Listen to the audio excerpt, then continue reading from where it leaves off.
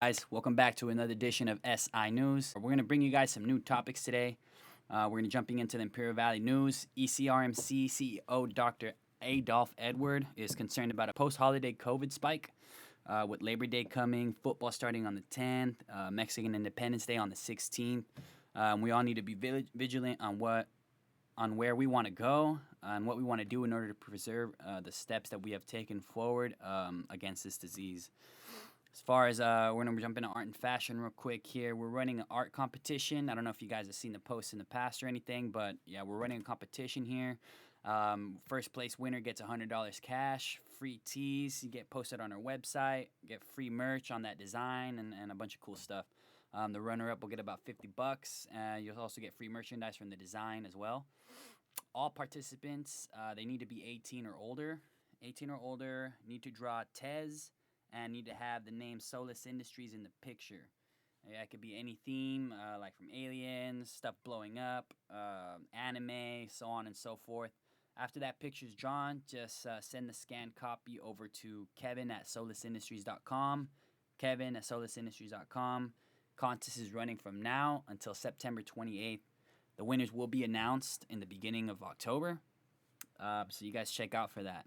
I know on our music, we wanted to bring out the LP for myself probably the beginning of this month, but some circumstances came up. We need to focus our attention on some other stuff real quick. And, we're still working on that. We should hopefully have it by the end of September, not like in the beginning like we had thought. Hopefully everyone gets ready for that. So, going to sports, MLB, man, we're in the thick of the playoff race. I'm super excited. We're going to go ahead and take a look at the standings real quick, talk a little bit about and analyze the teams as we go down the list.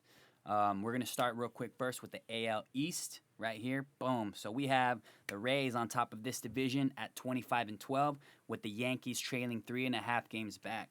Boston, the bottom of the pack, 12-24. It's been somewhat of a surprise. The Red Sox are obviously a couple years away from removed from reaching the playoffs. But their fall to earth was kind of a big one with the clear lack of rotation and the firepower in their bats that they used to carry back when they first made the playoffs, or when they made the playoffs 2 years ago, should I say. The Rays have been the biggest surprise in this division, in my opinion. Kind of overwhelming opponents with almost an average of 10 strikeouts per game, which is crazy. But obviously having Charlie Morton, people like that on your team is going to help. There's a pretty solid 3.77 ERA coming from the team as well. The Yankees have a team batting average of 2.45 and not so good team ERA of 4.26. Those numbers, it isn't really hard to see why the Yankees have struggled to keep first place in that division. But obviously they still got the power, so who knows what can happen there. AL Central is definitely the tightest division of all, with the Indians and White Sox locked in a first place battle. Those are both really good teams. They're both on the rise as well. The Twins are right on their heels with half a game back, or 1.5 games back. So it's going to be interesting to see which team comes out on top. On one hand, we have the power hitting White Sox with Jose Abreu, Luis Robert, Eloy Jimenez, and the team's hitting 277 against the Indians, who probably have arguably the best staff in baseball, sitting at a team 281 ERA. But their team batting average is at a 227. So it's going to be fun to watch this division go down the stretch. White Sox also have really good pitchers, like Giolito had a no-hitter and all that. So we're going to round off the AL with the West. So we have the A's out on top. The division at 22-12, with the Astros 3 games behind them, sitting at 19-15, with the Angels dead last in that division at 12-24. This is a division that was picked by many people to go to the Astros. But with the A's playing the way that they've been playing behind their bullpen, man, it's going to be tough for them to catch them.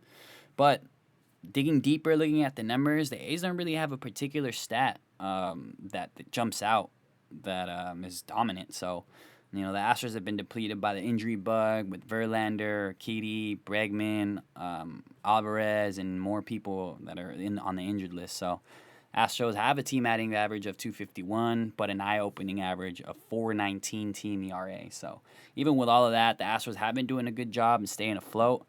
Missing all those pieces, but only time will tell if they are good enough to keep them in the playoff run until they get those reinforcements back. So we'll have to wait and see.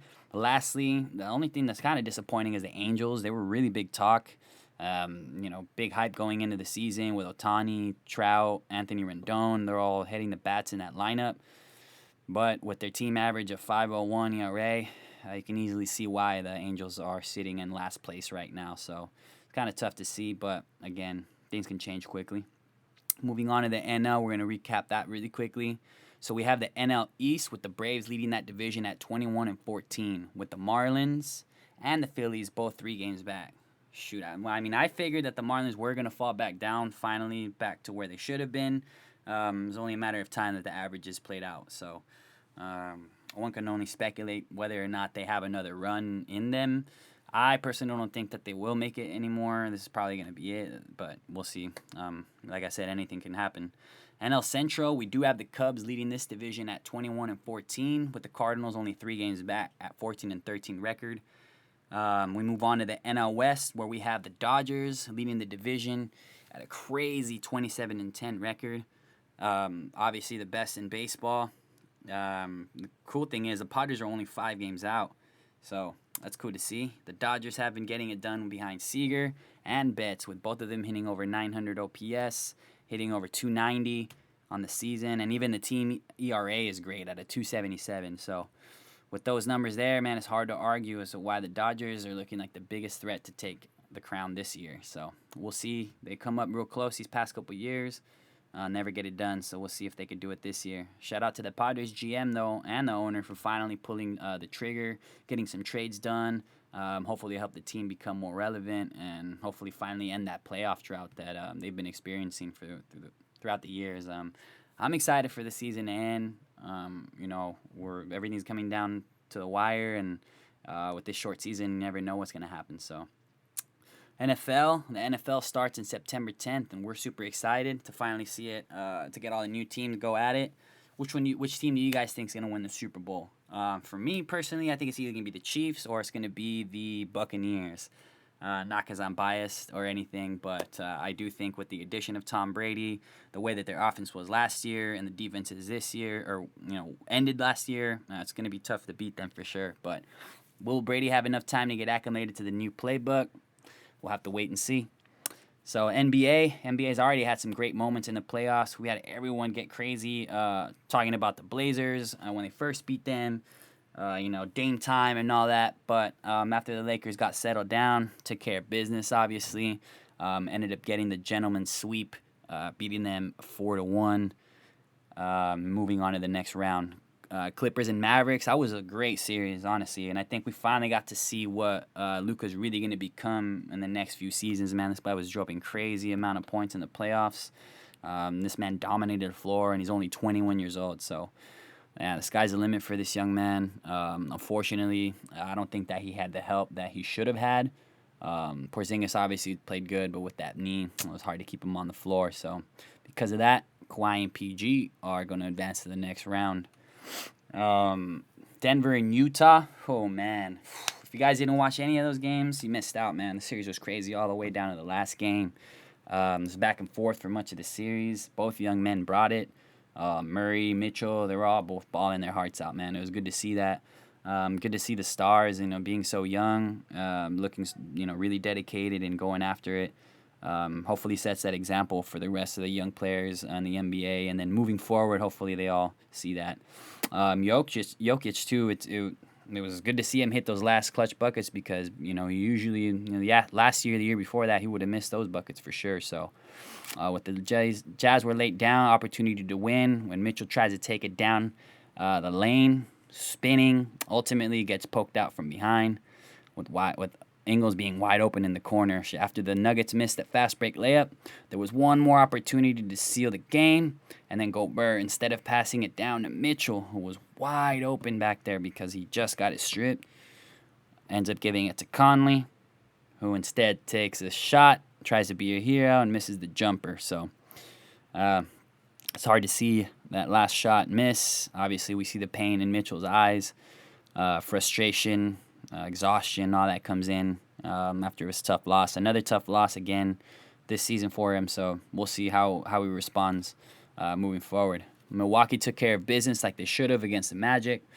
They did get rushed the first game, kind of like the Lakers, but ended up dominating after that, like they should have. So, although now they're finding themselves in a bit of trouble, now that they have to face Mr. Jimmy Buckets.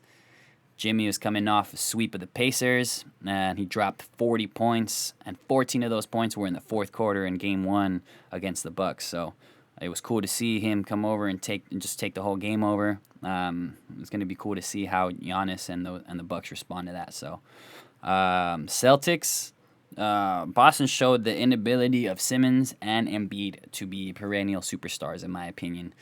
Each one of them lacks the drive, competitiveness, and the overall team mentality in order to reach the next level.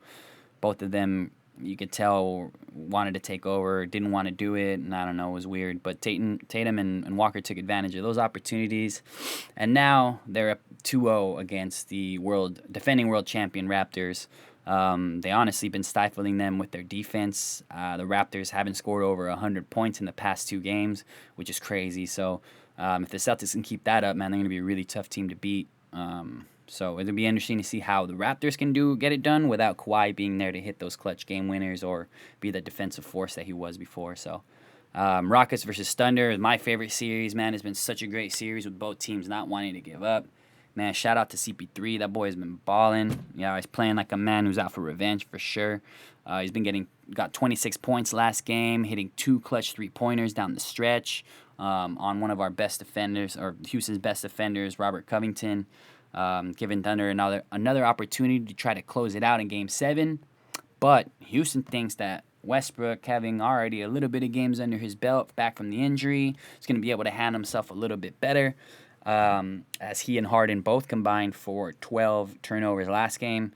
Harden deferred to Westbrook on some of the last plays in Game 6, which was kind of weird. In my observation, it looked like Harden was maybe trying to play the decoy and have Westbrook take over the mismatches they would have got from it, but it ended up not working in the way that I think that he thought it would work, and so it backfired with Westbrook shooting an air ball and then him turning it over at the end when he tried to kick it out to the wing to Covington. So, hey, if Harden is ever going to get recognized as one of the greatest to ever do it, he's going to have to take this game over, and he's going to have to put his stamp on it. Both ends on the floor, offense and defense, make stops, make shots, and that's the way they're going to do it. If they're going to end up meeting LeBron and AD in the next round, they're going to have to be able to stop. And it starts with stopping CP3 and these young cats here that he has. And we'll see how it happens, So we're gonna watch the game. We'll bring you the analysis of that game after the conclusion. We'll probably bring it the day after. So yeah, it's about all we wanted to talk about today. Kind of a short episode. Thanks for joining us. Like always, guys, stay safe, stay strong, and remember, together we rise. I'll see you guys next time.